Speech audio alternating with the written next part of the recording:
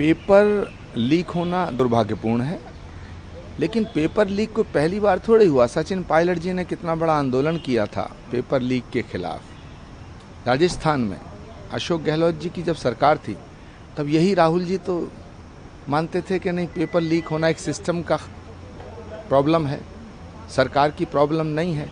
और paper leak के मामले में अशोक गहलोत जी के खिलाफ कार्रवाई नहीं हुई।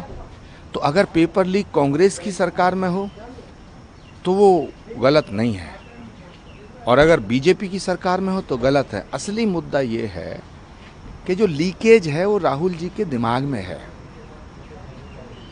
वो लीकेज बंद होनी चाहिए। और संसद को ये कबड्डी का मैदान बनाना चाहते हैं, क्योंकि ये असली मुद्दों पर बात ही नहीं करना चाहते हैं। अगर किसी की जेब कट जाए तो मोदी जवाब दे, किसी के घर से भैंस गायब हो जाए मोदी जवाब दे, कांग्रेस पार्टी कमजोर हो जाए मोदी जवाब दे। कांग्रेस की बर्बादी का भी जिम्मेदार नरेंद्र मोदी को ठहराते हैं। तो तुम कर क्या रहे हो? जहां तक सवाल है नीट का, सरकार कोई भी ऐसा काम नहीं करेगी जिससे दोषियों को बख्शा जाए। मुझे पूरा यकीन है नरेंद्र मोदी की सरकार है, ये उल्टे टांग दिए जाएंगे लोग।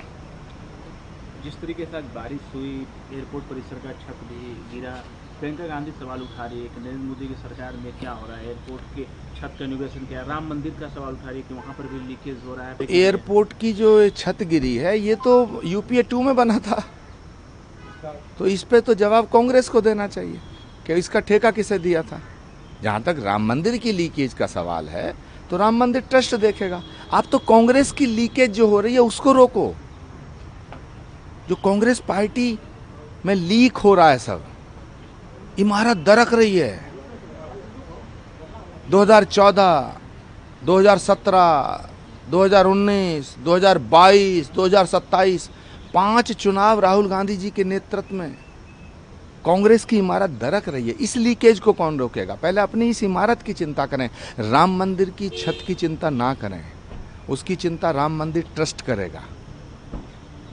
ओवैसी साहब के घर के बाहर जिस तरीके से कुछ लोगों ने इंक फेंका, ओवैसी साहब कह रहे हैं कि प्रधानमंत्री जब कहते हैं कि मुस्लिम जो है इन्फ्लेटेशर्स है देश में, तो सोच सकते हैं कि मानसिकता और भड़काया कैसे जा रहा है लोगों को। अब अपने आप को मुसलमानों का रहनुमा समझने की गलत फहमी से बाहर आए। हिंदुस्तान का मुसलमान हिंदुस्तान में पैदा हुआ, हिंदुस्तान की मिट्टी में मरेगा, वो हिंदुस्तानी है। हिंदुस्तान के मुसलमान की रहनुमाई करके और दूसरे देशों की जय जयकार करते हैं ओवैसी साहब। मुझे तो इनकी बात पे भी शक है और इनकी नीयत पे भी शक है। आपको लगता है कि इनकी सदस्यता पर भी अब संशय बरकरार है, क्योंकि जैसे दूसरे देश का उन्होंने जयकारा लगाया। भारत माता की जय बोलते हुए प्रॉब्लम है, दूसरे देश की जय बोलेंगे। जब भारत माता की जय बोली जाती है तो कहते हैं इस्लाम खतरे में आ जाएगा, इस्लाम का प्रॉब्लम है, तो दूसरे देश की जय कैसे बोल सकते हैं? ओवैसी साहब ने जो काम किया है वो भारत विरोधी भी है और इस्लाम के खिलाफ भी है।